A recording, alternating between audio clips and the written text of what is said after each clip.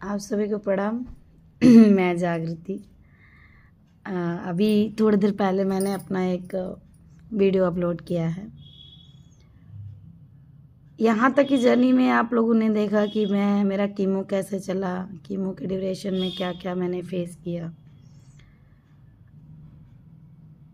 मैंने सब कुछ बताया। मेरे साथ सबसे अच्छी बात रही कि जो मुझे डॉक्टर की टीम मिली वो बहुत बेहतरीन मिली। मेरे कीमो के डॉक्टर अनुज, जो कि बहुत बेहतरीन इंसान भी हैं, उन्होंने बहुत अच्छे से मेरा साथ दिया। और एक मेरी स्पेशल फ्रेंड वहाँ बनी, डॉक्टर सद्दा, और मैं बहुत प्यार करती हूँ उनसे, सच में बहुत प्यार करती हूँ लिटरली, क्योंकि वो एक शानदार इंसान है और उन्होंने मेरा साथ बहुत दिया, बहुत दिया। हम लोग मुझे जब उनसे मेरी बॉन्डिंग ग्रोथ हो रही थी तो लगा ही नहीं कि डॉक्टर ऐसे भी होते हैं। और टाटा की क्वालिटी है कि वहाँ के जितने भी डॉक्टर हैं, मतलब जिनसे मैं जिन मिली हूँ, वो आपकी प्रॉब्लम अगर सीरियस भी है ना तो उसको बहुत इजी बना देते हैं। उनको सब कुछ पता होता है, सच पता होता है, उसके बाद भी वो आपके सामने ऑप्शन देते हैं, आपको एक हिम्मत देते हैं। तो वहाँ से जब मेरी रिकवरी स्टार्ट हुई, मेरा कीमो स्टार्ट हुआ, कीमो में के ड्यूरेशन में अप्रैल में सितंबर में मेरा ऑपरेशन हुआ। उसके बाद सितंबर में मेरे ब्रेस्ट में 15-20 दिन हमको लग रहा है पाइप लगी हुई थी। उसके बाद ये इंसिडेंस हुआ कि जब जो हम लोग का ड्रेनेज पंप होता है उसमें क्या हुआ कि पानी कम आने लगा। तो हम लोगों ने कहा कि चलो अब इसको निकलवा देते हैं, क्योंकि इन्फेक्शन होने का भी डर होता है अगर ज़्यादा टाइम तक पाइप है। तो निकल गया और हम लोग बहुत खुशी खुशी घर आए, क्योंकि अन्य को भी छोड़े काफ़ी टाइम हो गया था। जब मैं घर आई और पता नहीं मेरी गलती कि मैं थोड़ा सा निश्चिंत हो गई। और अब जो भी हुआ हो, अब इतना याद भी नहीं आ रहा है मुझे। मेरा जो सर्जरी का पार्ट था वो फूलने लगा। मैं तुरंत मैम को मैसेज की, फ़ोटो भेजी। उन्होंने कहा कि आप जितना जल्दी हो सके कोई भी ट्रेन पकड़ के आप चले आओ। मैं पूरे रास्ते वो पानी भरता गया, वो भरते भरते एक ब्रेस्ट का साइज़ ले लिया था।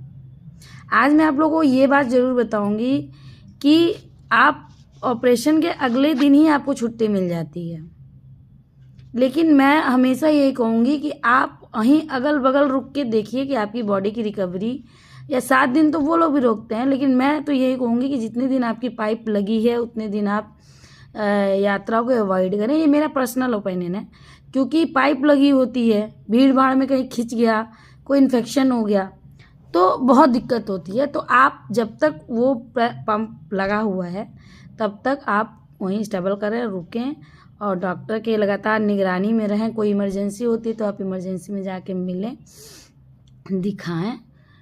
तो मैं समझिए एक ऐसे पकड़े वो, मैं गई वहाँ पे और मुझे श्रद्धा मैम ने देखा, बताओ ये इतना पानी भर गया है। तो जब मैं वो क्या नाम है इमरजेंसी रूम में गई जहाँ वो लोग देखते हैं, तो क्या हुआ कि मैंने कहा मैम, मेरा एक ब्रेस्ट निकला था और मैं सोची थी कि चलो ब्रेस्ट इम्प्लांट हो जाएगा मेरा, लेकिन मुझे ये नहीं पता था कि पानी भरने से ही दूसरा ब्रेस्ट बन जाएगा। और वो लगी हंसने, कह रही यार तुम सच में पागल हो, कौन कहेगा कि तुम इतनी बड़ी प्रॉब्लम से गुजर रही हो।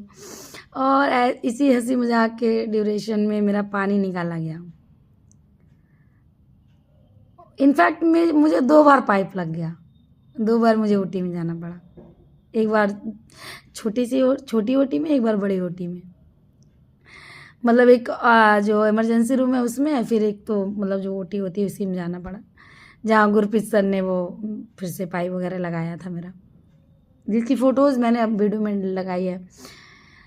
तो सर्जरी के बाद भी इतना आसान नहीं था मेरा घाव वगैरह सूखना, टाइम लग रहा था। और वहाँ रहना और फिर यहाँ अन्य को छोड़ना, फैमिली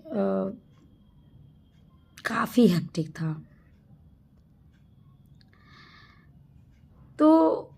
उसके बाद जब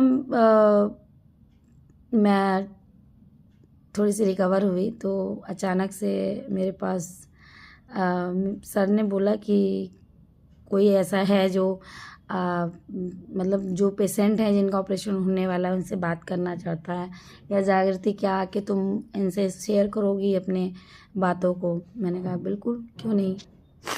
तो वहाँ पे अक्टूबर या नवंबर में पिंक इवेंट होता है ब्रेस्ट कैंसर का।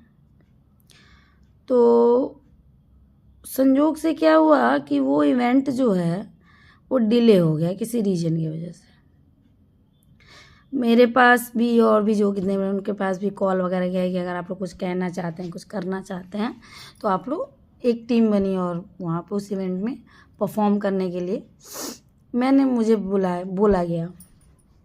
मैं नहीं जानती हूँ क्यों, लेकिन मेरी रिकवरी बहुत अच्छी हो रही थी और मुझे सच पूछा जाए तो कोई चीज़ रोकी नहीं थी। सर्जरी के बाद पाइप लगने के बाद भी मेरी जर्नी चलती रहती थी। मैं घूमती फिरती टहलती, अपना काम करती, हंसती बोलती रहती। एक बार सर से ज़रूर पूछती हर बार कि सर मैं डांस कब से कर पाऊँगी, सर मैं डांस कब से कर पाऊँगी। सर ने कहा जैसे पाइप निकलेगा थोड़ा सा रेडिएशन हो जाएगा, आप कर सकते हो। कीमो के ड्यूरेशन में तो मैं करती थी, कीमो लगता था तो मैं डांस करती थी। वो मेरा सबसे बड़ा हथियार रहा है इस जर्नी से लड़ने का। मैं घंटों डांस करती थी जब मेरा कीमो लगता था, थक जाती थी। लेकिन एक होता है ना कि जब आपके अंदर कोई शौक होता है, कोई स्किल होता है, तो वो आपके हर दुख को मार देता है, अगर जेन्युइनली आपको उससे लगाव है तो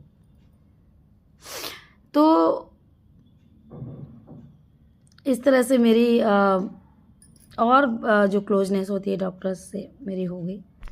और वो इवेंट पड़ा जनवरी में और मेरा रेडिएशन स्टार्ट हो गया था नवंबर में। सितंबर में ऑपरेशन, अक्टूबर, नवंबर, हाँ दिसंबर लास्ट मेरा रेडिएशन गोरखपुर स्टार्ट हो गया। मैं गोरखपुर रूम लेके रह रही थी, वहाँ भी रूम ढूंढने में बहुत प्रॉब्लम हुआ था,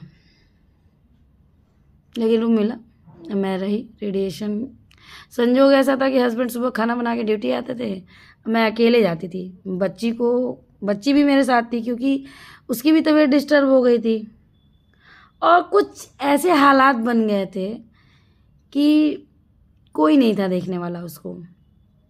कुछ ऐसी सिचुएशन हो गई थी, उसी में दीदी लोग मैनेज करती थी थोड़ा बहुत जब बहुत इमरजेंसी होता था। लेकिन मैं अकेले जाती थी रेडिएशन कराने, फिर आती थी, फिर आके जो भी काम बन पड़ता था, फिर अपना बच्चा देखती थी। मेरी बेटी भी मेरे साथ थी।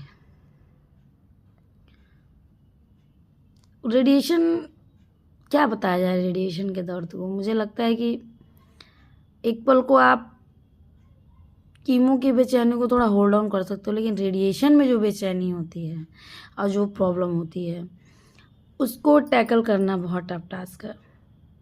मतलब आपको यूरिनल प्रॉब्लम हो जाती है, गले में छाले आ जाते हैं, मतलब इतनी गर्मी होती है, इतनी गर्मी, मतलब आप जब, मैं सच कहूँ ना तो भगवान से ही मनाती हूँ कि हे ईश्वर, किसी भी दूसरे इंसान को आप ये प्रॉब्लम मत दीजिएगा कभी भी। इससे आगे की कहानी मैं आप लोग को अगले वीडियो में बताऊंगी और आप लोग मेरी वीडियो को प्लीज़ सब्सक्राइब करिए, लाइक करिए और सुनिए बिल्कुल बहुत प्यार से, और मुझे बताइए कि और आपको क्या जानना है।